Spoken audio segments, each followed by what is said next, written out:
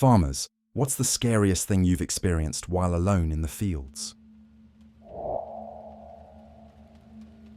I inherited my grandfather's farm in rural Iowa and spent my first harvest season alone. One October night, around midnight, I was checking the irrigation system when I noticed that all my cattle had gathered at the far end of the pasture, staring into the tree line. All of them, completely silent and completely still. Cows don't do that. I walked closer and felt an overwhelming sense of dread wash over me. The air felt thick, wrong somehow. Then I heard a child laughing from the woods, high-pitched and echoing. The problem was that those woods are dense and stretch back for miles. No houses, no roads, nothing. And it was midnight, I shouted, asking if someone needed help. The laughing stopped. Then it started again, but from a different direction. Then another. It was coming from multiple spots, all around me. I ran back to my truck and got out of there. My cattle didn't move until sunrise. The next day, I asked the old farmer next door about it, and his face went pale. He told me that 3 children went missing in those woods back in the 60s. They never found the bodies. He said that sometimes people hear them playing, laughing, calling out. He warned me never to follow the voices. He said a farmhand did that about 20 years ago. They found him 3 days later, sitting against a tree, alive, but he wouldn't speak. He wouldn't eat. He just stared straight ahead. He died in a psychiatric hospital 6 months later, never saying a single word about what he saw. I heard the laughing 2 more times that first year. Both times I got in my truck and left. The second time, I heard my name being called, a child's voice saying, "Come play with us." It sounded so innocent, so happy. I almost walked toward it. Something stopped me. Maybe survival instinct. Maybe my grandfather watching over me. I don't go near those woods anymore. I sold off that section of pasture. The guy who bought it lasted 1 season before selling it back to me at a loss. He wouldn't say why. He didn't have to. I was mucking out the horse stalls when my mare started acting strange. She was staring at the wall, ears pinned back, trembling. I followed her gaze, but saw nothing, just the wooden wall of the barn. Then I heard it. Scratching, coming from inside the wall. Slow, deliberate scratching, like something was trying to get out. I pressed my ear to the wood, and the scratching stopped. Then I heard breathing. Heavy, ragged breathing. Something was in there, between the walls. I grabbed a crowbar and pried off a board, then shined my light inside. There was nothing there, just empty space and old insulation. But the breathing continued, louder now. I ripped off another board, and then another. The breathing was all around me, coming from every wall, the ceiling, the floor. My horse was panicking, kicking at her stall. I let her out, and she bolted. I kept tearing boards away.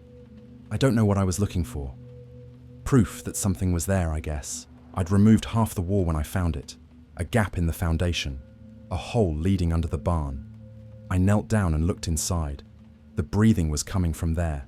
I could feel air moving. Warm air, like breath. I called down, asking if anyone was there. The breathing stopped. Complete silence. Then a voice answered, old, raspy, barely a whisper. It said, "I've been waiting." I fell backward and scrambled away from the hole. The voice called out again, "Don't leave, please. I've been waiting so long." I ran. I got in my truck and drove to my neighbor's place, then brought him back with his son, both of them armed. We approached the barn together. The boards I'd ripped off were back in place, nailed perfectly, like they'd never been removed.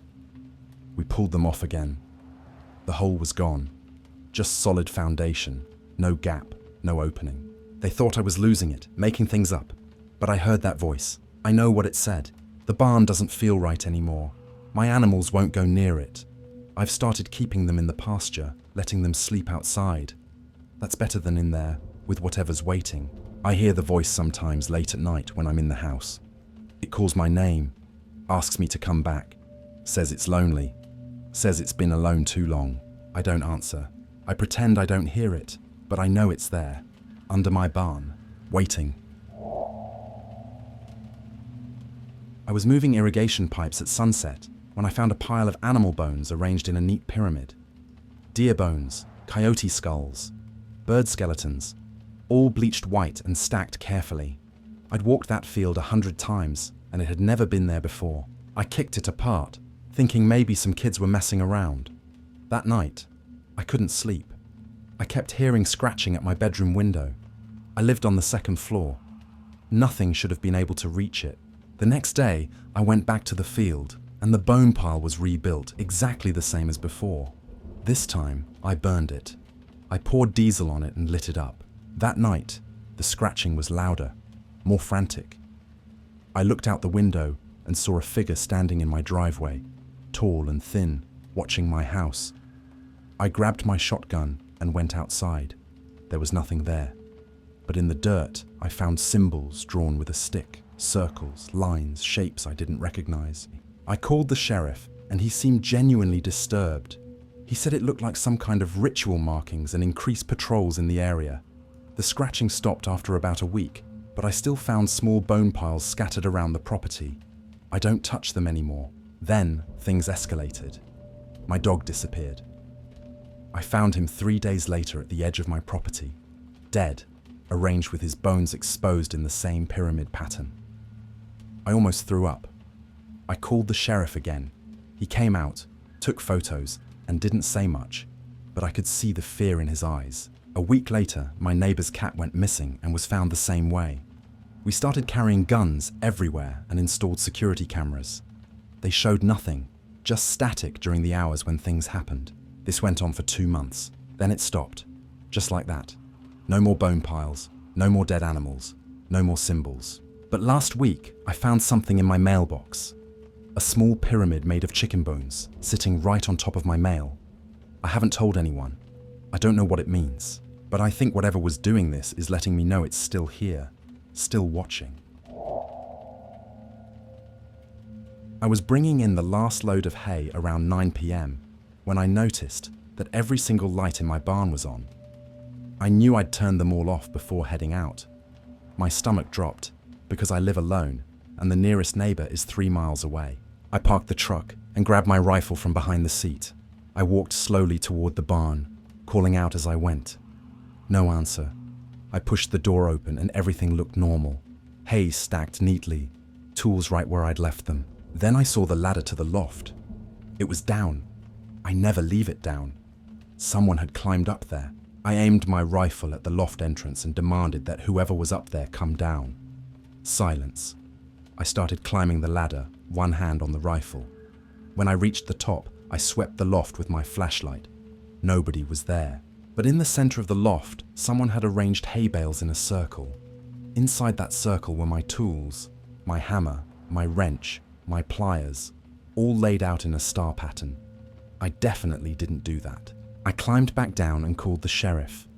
While I waited, I checked the security camera I'd installed last month after some equipment went missing. What I saw made my blood run cold. At 7:15 p.m., the barn lights turned on by themselves. No person visible. At 7:20, the ladder lowered itself, slowly, like invisible hands were moving it. Then, for the next 30 minutes, the camera showed hay bales floating through the air, moving into position.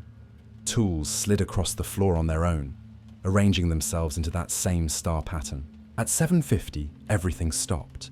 The camera showed an empty loft with that strange arrangement sitting there. The sheriff arrived and watched the footage 3 times. He didn't say much. He made a call. About an hour later, 2 detectives showed up.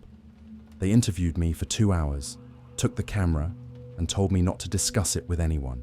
That was 4 months ago. I never got my camera back. They don't return my calls. But things keep happening. Equipment moves overnight. Lights turn on and off by themselves. Last week, I found all my livestock had been let out of their pens during the night. They were standing in formation in the field.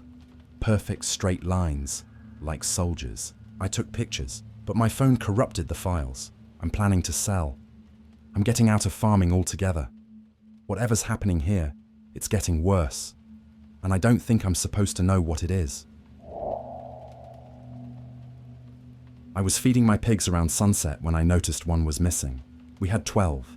Now there were 11. I counted again and again. One was definitely gone. The fence was intact. The gate was locked. There was no sign of how it could have gotten out. I walked the property, calling for it. Pigs are smart.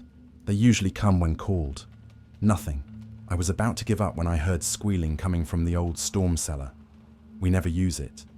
We haven't opened it in years. The doors were supposed to be chained shut, but the chain was broken. A fresh break. The doors were slightly open. I grabbed my flashlight and pulled them the rest of the way open. The squealing was coming from down below. I called for the pig. The squealing stopped. I started down the steps. At the bottom, I swept my light around. The cellar was bigger than I remembered. It seemed to stretch back farther than it should. The walls were lined with shelves, old preserves, canning jars, covered in dust and cobwebs. At the far end, I saw my pig. It was standing perfectly still, facing the wall. I walked toward it, calling its name. It didn't move. It didn't react. I got within 5 feet, and that's when I realized something was wrong. It wasn't breathing. I touched it, and it was stiff, cold. It had been dead for hours, but I just heard it squealing minutes earlier. I backed away, and my flashlight caught something on the wall behind it. Scratch marks, deep gouges carved into the concrete, and words scratched into the stone. They took her. I got out of there. I climbed those stairs faster than I ever have, slammed the doors shut, and chained them again. This time, I used a padlock. I told my wife we needed to fill in the cellar, pour concrete, seal it up for good. She asked why. I couldn't explain it. How do you explain that something down there killed my pig and left a message? Something that can mimic animal sounds. Something that wanted me to come down there. We hired a contractor. He brought a crew. They were supposed to fill it in. That was 3 weeks ago. They opened the doors, took one look inside, and refused to go down. They packed up their equipment and left. They wouldn't say what they saw. They wouldn't take my money. They just left. The cellar is still open. I can't bring myself to close it myself, because at night I hear things down there. Movement, whispers, and sometimes I hear my pig squealing. But it's been dead for weeks.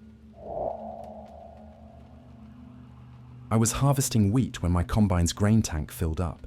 I radioed my son to bring the truck so we could unload.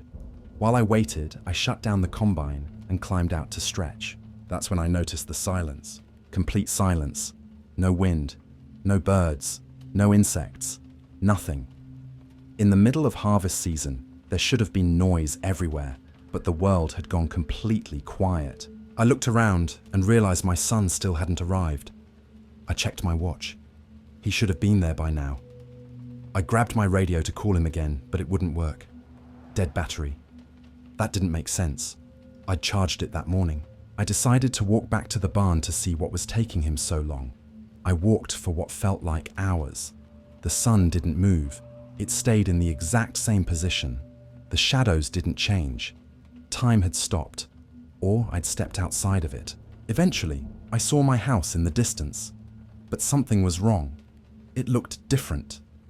As I got closer, I realized I was seeing my house the way it had been years ago, before we added the extension, before we repainted. I was looking at my house from 15 years in the past. I walked up to the door and tried to open it. Locked. I looked through the window and saw myself, my younger self, sitting at the kitchen table with my wife. We were arguing. I remembered that day, that exact moment, the day we almost got divorced. I watched my past self storm out. I watched my past wife cry at the table. I wanted to knock. I wanted to tell them it gets better, that they work it out. But I couldn't move. I couldn't make a sound. Then I blinked, and I was back in my combine. My son was on the radio, asking why I wasn't responding. I checked my watch.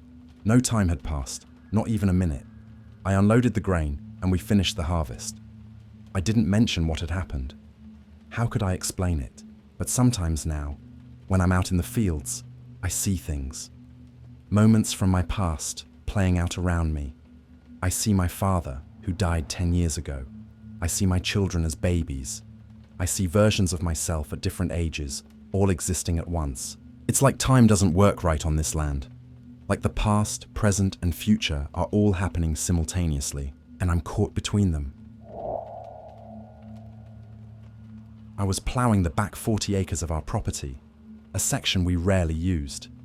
It was early morning, and fog was rolling thick across the field. As I made a pass, I saw what looked like a person standing completely motionless in the middle of the field. At first, I figured it was a scarecrow someone had put up as a prank. But we didn't have any scarecrows. I kept ploughing, and every time I came around for another pass, the figure was closer. It wasn't walking, it was just suddenly closer. By the fourth pass, it was close enough that I could see it wasn't a scarecrow. It was a man wearing old-fashioned farming clothes, covered in mud. His face was wrong, too pale, his eyes too dark. I stopped the tractor and stared at him. He stared back. Then he smiled. It was the widest, most unnatural smile I've ever seen. His mouth opened too far, way too far, like his jaw had unhinged. I threw the tractor into reverse and didn't stop until I was back at the barn. When I told my dad what I'd seen, he went quiet. It turns out a farmhand died in that field back in the 1930s. A tractor rolled over on him and crushed him into the mud. Dad never told me because he didn't want to scare me. But here's the thing. Dad said he'd seen him too. So had my grandfather. So had the guy we bought the farm from. It's always the same. Early morning, fog, and he gets closer every time you see him. Dad made me promise never to let him reach the tractor. He said my grandfather let him get too close once. He touched the side of the tractor and the engine exploded. My grandfather was in the hospital for 2 months. I refuse to plough that section alone now. When I absolutely have to, I bring someone with me. The figure still appears, but he stays back when there are 2 of us. He just watches, smiling that horrible smile. I was harvesting wheat when my combine's grain tank filled up. I radioed my son to bring the truck so we could unload. While I waited, I shut down the combine and climbed out to stretch. That's when I noticed the silence. Complete silence. No wind, no birds, no insects, nothing. In the middle of harvest season, there should have been noise everywhere, but the world had gone completely quiet. I looked around and realized my son still hadn't arrived. I checked my watch. He should have been there by now. I grabbed my radio to call him again, but it wouldn't work. Dead battery. That didn't make sense. I'd charged it that morning. I decided to walk back to the barn to see what was taking him so long. I walked for what felt like hours. The sun didn't move. It stayed in the exact same position. The shadows didn't change. Time had stopped, or I'd stepped outside of it. Eventually, I saw my house in the distance, but something was wrong. It looked different. As I got closer, I realized I was seeing my house the way it had been years ago, before we added the extension, before we repainted. I was looking at my house from 15 years in the past. I walked up to the door and tried to open it. Locked. I looked through the window and saw myself, my younger self, sitting at the kitchen table with my wife. We were arguing. I remembered that day, that exact moment, the day we almost got divorced. I watched my past self storm out. I watched my past wife cry at the table. I wanted to knock. I wanted to tell them it gets better, that they work it out. But I couldn't move. I couldn't make a sound. Then I blinked, and I was back in my combine. My son was on the radio, asking why I wasn't responding. I checked my watch. No time had passed, not even a minute. I unloaded the grain, and we finished the harvest. I didn't mention what had happened. How could I explain it? But sometimes now, when I'm out in the fields, I see things. Moments from my past playing out around me. I see my father, who died 10 years ago. I see my children as babies. I see versions of myself at different ages, all existing at once. It's like time doesn't work right on this land. Like the past, present, and future are all happening simultaneously, and I'm caught between them.